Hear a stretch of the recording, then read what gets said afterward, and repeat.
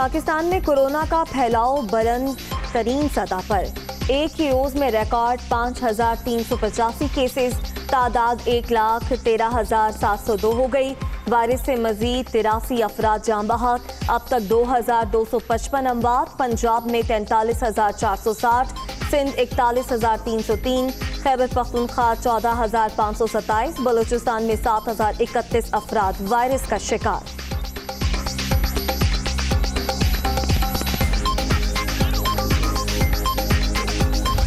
दो हफ्ते लॉकडाउन, 2 हफ्ते नरमी की तजवीज़ ज़ेरे गौर नहीं। हुकूमत के पास लॉकडाउन का ऑप्शन मौजूद है। आवाम के लिए जो बेहतर है वो फैसले करते हैं। आलमी इदारा बराए सेहत सिर्फ वबा को देखता है, इसकी तजावीज़ पर अमल दरामद ज़रूरी नहीं। मुआविन खुसूसी जफर मिर्जा।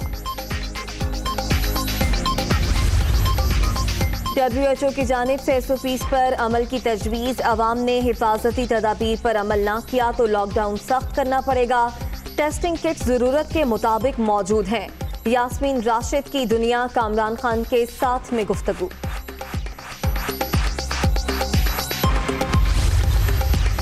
आलमी इदारा बराए सेहत के खत में उठाए गए निकात दुरुस्त। सिंध हुकूमत कौमी सतह पर मामला उठाएगी। पीपल्स पार्टी ने हमेशा हक़ाइक़ और इस्तेदाद के मुताबिक कौमी पॉलिसी बनाने पर जोर दिया। बिलावल भुट्टो।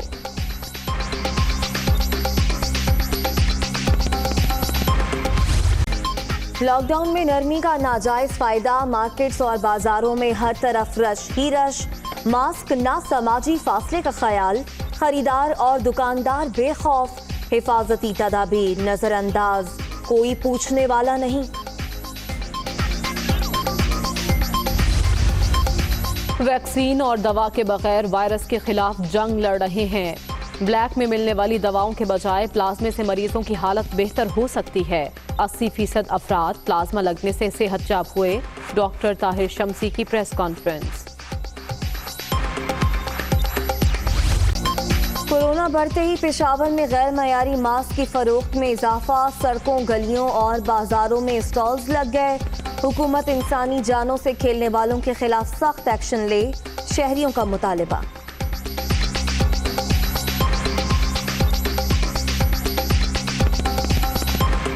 कोरोना का मसला बना हुआ है, तो इस मसले और इस वबा के लिहाज से गैर मयारी मास्क इस्तेमाल नहीं करना चाहिए और ज़्यादा से ज़्यादा एहतियात करनी चाहिए और जो मयारी मास्क हैं वो इस्तेमाल करने चाहिए। वज़ीर आला पंजाब की ज़ेर सदारत इजलास। वसाइल में इजाफे के लिए तजावीज़ को हतमी शक्ल देने के लिए कमेटी तश्कील। कोरोना वबा के बायस गैर मामूली हालात से गुजर रहे हैं। कमज़ोर तबके पर पहले बोझ डाला, ना आइंदा डालेंगे। उस्मान बुज़दार।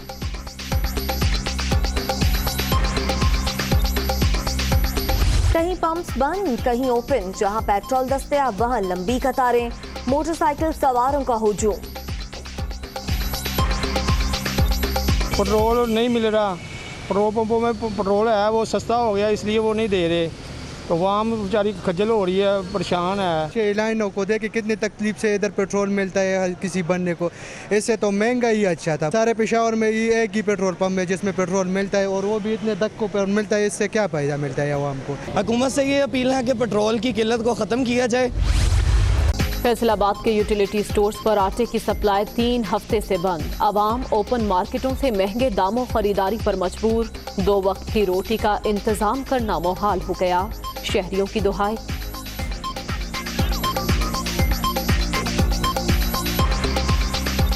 बाहर से आटा बहुत महंगा मिल रहा है। 1400-1500 रुपये का थैला मिल रहा है 20 किलो का। लेकिन अब क्या कर सकते हैं, यहाँ तो ऐसे मिसाइल हैं, गरीब आवाम भूखी मर रही है। 15 दिन हो गए लगातार मैं आ रहा हूँ इसी यूटिलिटी स्टोर पे। आटा नहीं मिल रहा है हमें। दुकान पे जाओ तो 1400-1500 से कम नहीं देते हैं। कितने आटा दुकाना तो दे ही नहीं रहे छेती। महंगाई तो बहुत है, मजदूरों वास्ते इन्नी परेशानी बनी है ना जो हिसाब को नहीं। कराची की लियारी खड्डा मार्केट में गिरने वाली इमारत का मलबा उठाने का काम जारी। मरने वालों की तादाद 22 हो गई। हादसे में जान बहक एक ही खानदान के 6 अफराद सुपुर्दे खाक। फजा सोगवार। वज़ीर आज़म की ज़ेर सदारत कौमी इक़्तिसादी काउंसिल का आज इजलास। आइंदा माली साल का तरक्याती बजट मंजूरी के लिए पेश किया जाएगा। नए माली साल के लिए इक़्तिसादी तरक्की का हदफ भी मुकर्रर किया जाएगा।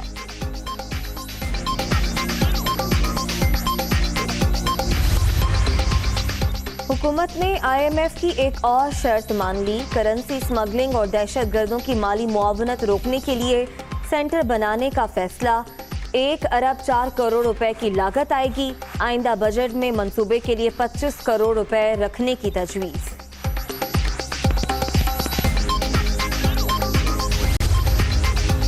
बैरून मुल्क मुकीम पाकिस्तानियों को मुश्किलात। शहबाज शरीफ का इजहार तशवीश।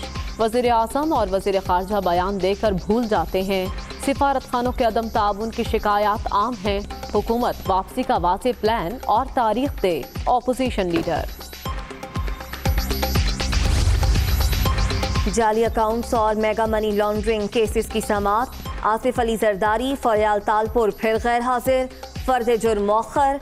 नैब हुकाम ने इस्लामाबाद की एहतसाब अदालत में रेफरेंस की कॉपियां जमा करा दी।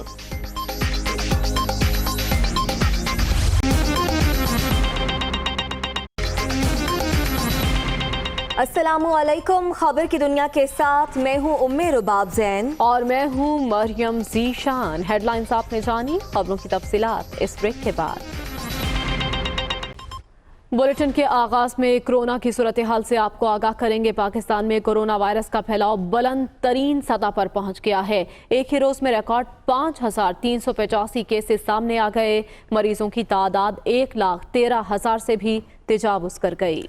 जानलेवा वायरस ने मजीद 83 लोगों की जान ले ली। मुल्क में हलाकतों की तादाद 2255 हो गई।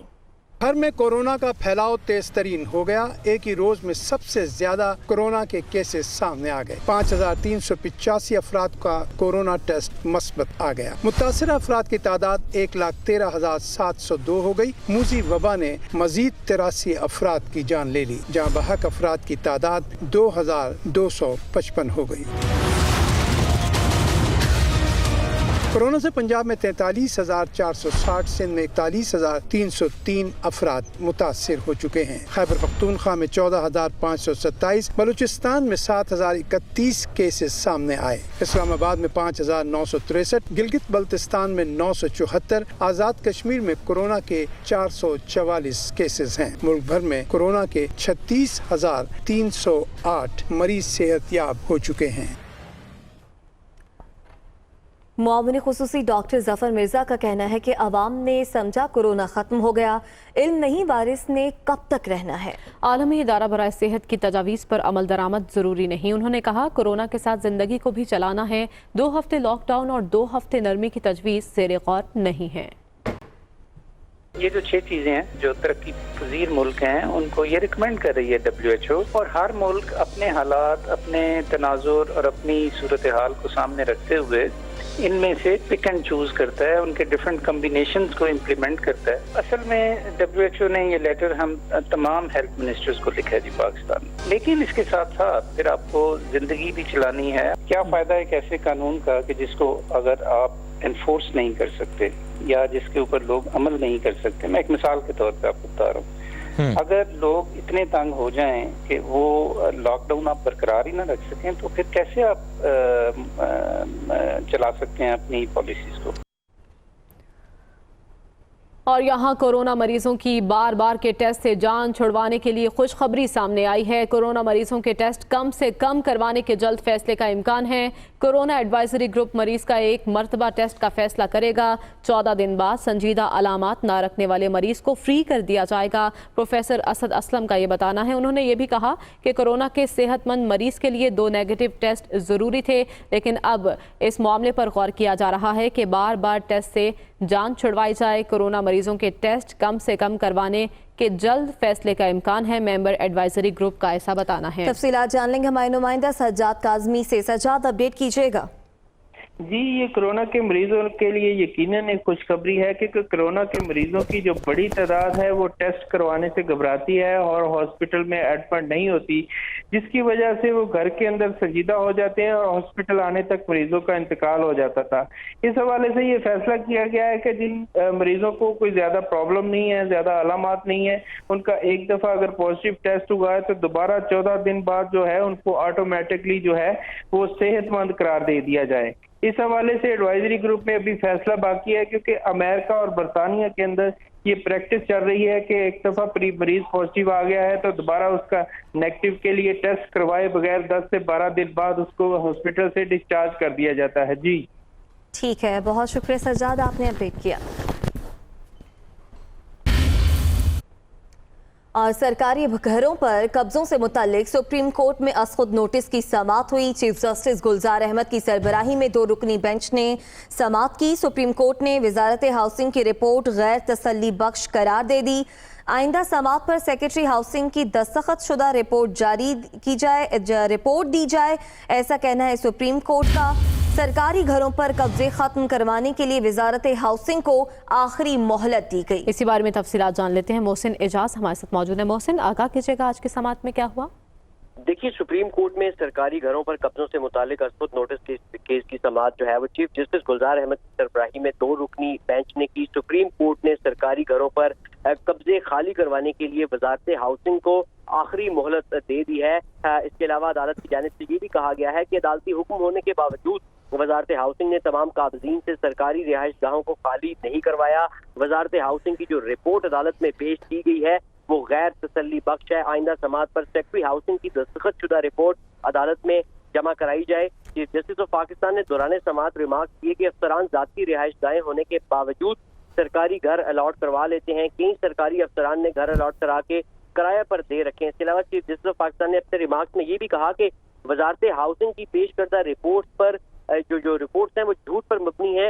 हर घर की जो तस्दीक है वो करा के हमें सेक्रेटरी हाउसिंग की दस्तखत शुदा रिपोर्ट अदालत में जमा कराई जाए। सेक्रेटरी हाउसिंग ने एडिशनल सेक्रेटरी हाउसिंग ने अदालत को बताया कि हर घर की तस्दीक करवा के रिकॉर्ड अदालत में पेश किया गया है।